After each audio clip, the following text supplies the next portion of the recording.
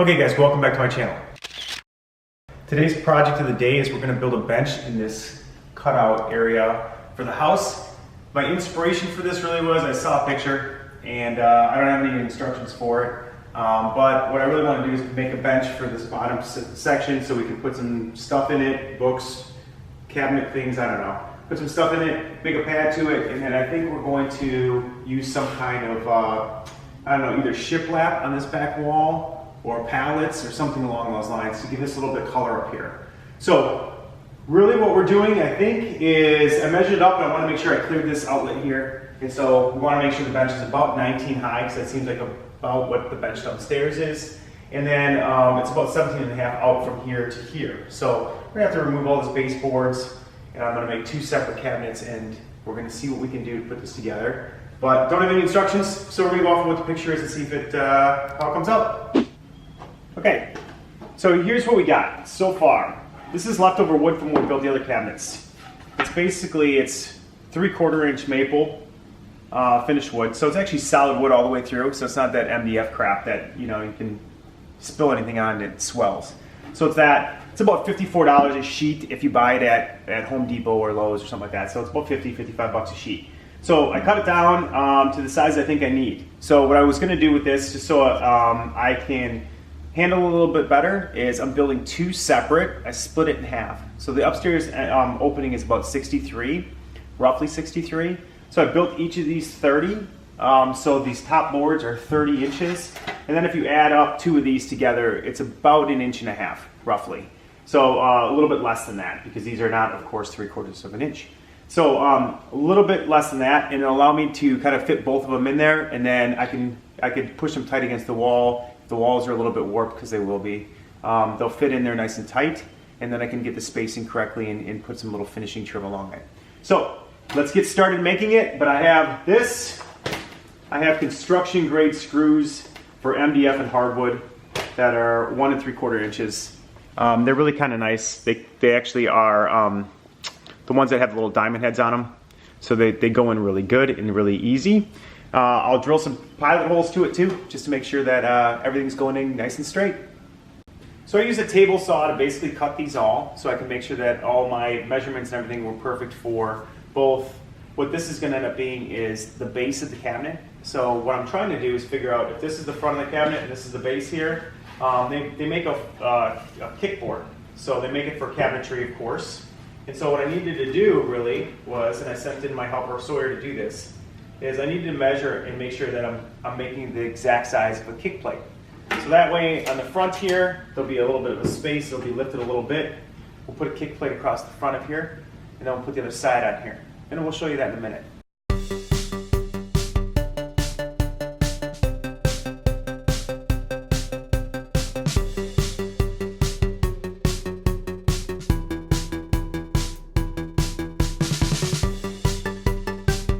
Alright guys, we are done assembling, not done assembling, we gotta put some more screws in, but they're gonna assemble another one while I do the screws. So hold on, let me show you a couple things real quick, because we're doing two of these. So what we did was we measured up so we have a kick plate that we can put on the bottom here. So the kick plate's gonna go from here to here, and it's just gonna basically cover it so there's no gap underneath it. So that's our kick plate. Yeah. The top piece here that we did is a flat piece, and the reason we did a flat piece like this is because we need to have a top to this. So we need one piece of wood that's gonna go across both of them. So that's why we did this piece here to hold that weight. We also did this piece across the back to help hold the weight as well, but it's multi-purpose because not only does it do that, but we want to be able to find studs in the wall and basically put screws in here before we put the top on. And then we're building two of these, doing them side by side so we can squeeze them in there and we can get our spacing right, and that's what we're after, is that.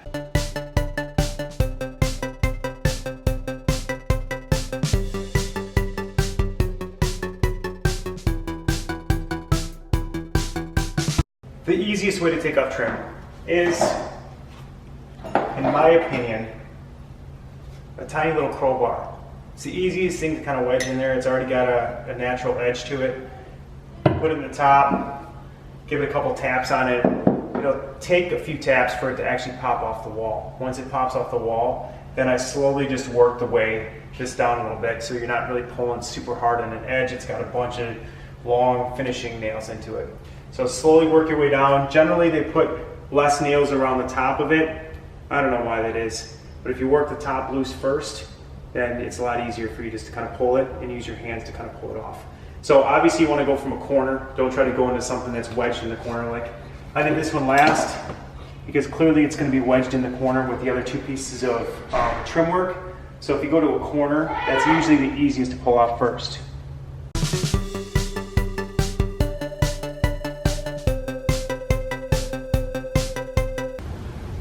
Well, even the best plans go to crap. So, Well, you could replace the outlet. could replace the outlet, but Replace it. Wood.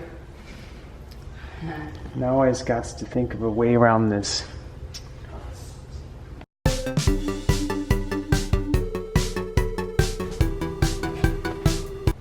Alright, so my possible solution for this is I drilled a hole.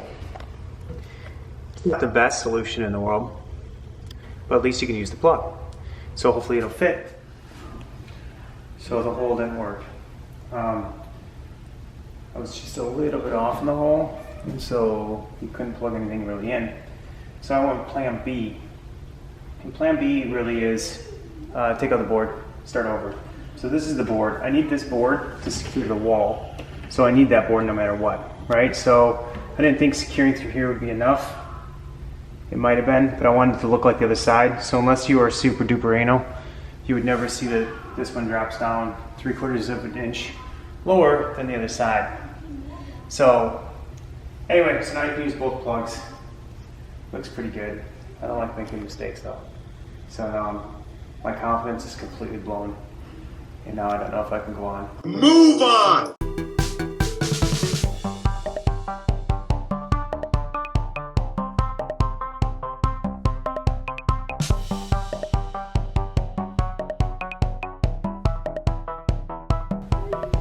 I'm securing it to the wall. Otherwise, if some kid jumps on it real hard or jumps off it real hard, I don't want it to move. I don't want it to shift back against the wall. I don't want it to move at all.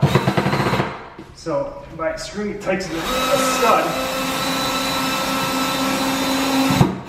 doesn't matter what a kid does now, you're not going to move these. And then I'll put a couple high tight screws here. You know, it's got a little bit of a gap there, which is fine because I'm going to trim it out anyway. Okay, so here's where we're at. Everything's cut. Everything is in super solid into the wall. It's into the wall on the sides. It's into the wall on the back. This piece of trim here will cover all the ugliness from the front.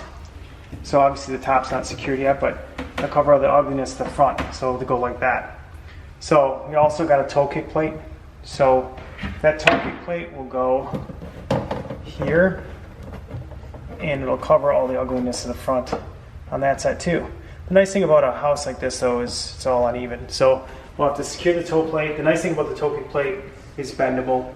So we'll start on one side, we'll make sure it's completely flush on the top so it covers that edge. And we'll do that. So we'll go across the whole thing like that. Then, so we didn't get this thing to kick out too far, what we thought we would do is one of two things. One is do this, except for obviously our toe kick plate would be higher, like this. So that would be like that. Cover up the ugliness of that wood. This would be the trim across the front. So that way we're not taking a lot of the space away from the front by putting heavier trim on again. So I could put this heavier trim on there, but I kind of figure why, right? So it's nice and clean looking. And so I'll do that there. And then we'll also do the same sort of thing here on the side, because the walls are not that even, and these trim pieces are really nice because they bend really flexible. So I can put that in there like that, and then this will go across there, so it looks nice and tight across there, right? And then the other piece that we didn't really like was we have a couple of small trim pieces that we cut as well. So we'll do the same thing on both sides for this. And you can see how uneven the walls are here, because this is cut with a table saw, so you can see from the top, it's nice and tight to the front, which it should be. But you can see it's uneven. So we're gonna take a couple small trim pieces that we can really nail in tight, bend them in there, nail them in tight so it looks nice and finished across the back. So it has a little bit of an edge to it, but it is what it is. Then across the back of here and up the wall, we're gonna do some kind of like, maybe some rough pallets or something along those lines. So these will just take a couple little pieces of nail here, and you'll cover up that. Do the same thing on this side. Like I said, it's super bendable, and then it'll overhang the trim piece there. And that'll be it. So I did have to go and buy one extra piece of wood. So I went and bought this top piece of wood here, and I bought it in a 4x8 sheet. I got sanded, this time this is just sanded pine, because for one, it's gonna be painted. So I'm gonna sand it down again, just nice and smooth. But it's gonna be painted, so I got that. I had to cut down.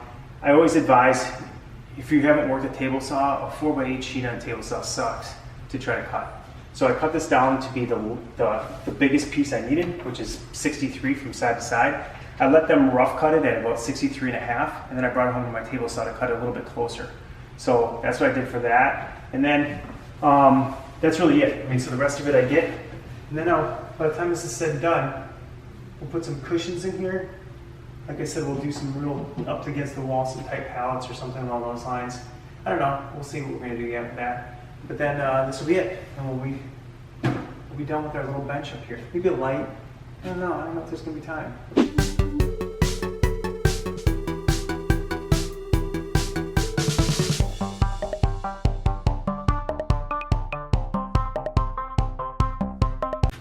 All right, so here's a quick update. We got the bench itself primed white. It won't be white when it's done, but it's primed white. And then we decided to take these two lights and we got two lights that look like this. And the nice thing, kind of the cool thing about these lights is you can either hardwire them into the wall. So if you had an outlet here, which we don't, you can hardwire it into the wall. Or what they make is they make it so it's a plug with a switch on it. So here's our plug, here's our light, here's our switch. And you can just put it onto a stud. You run the cable up through the bottom of this light right through there, boom. And then you literally have a light that's plugged in underneath the bench, which you'll never see. So we ran the cords behind this, which is a little bit tricky because you got to make sure to lay the cords completely flat. And once you do that, then it's pretty easy, right? So you're down there, and all you have to do is really wire the lights up. I'm not an electrician, so this is really easy for me. The other thing I would recommend is, obviously when we went through, we marked studs. And I'll keep doing that going up so I can get a ballpark of where I could hit a stud with putting these in. Because you want them to be pretty secure so you can lean against them or whatever, right? And because we're putting cords behind them, we're trying to minimize the bulkiness of it. The other thing is, we ordered these packs. We have 4 packs of these, right? When we first start doing them, you can tell they're a little bit lighter on the bottom. And I think one thing we learned with this was take the packs, mess them all up, pick them from different things so it looks more, it gets more scattered. So you don't, if just in case the color or fade or something's a little bit different, you want to mix them all together. So no matter how many packs you get, mix them all together, and that's where we're at.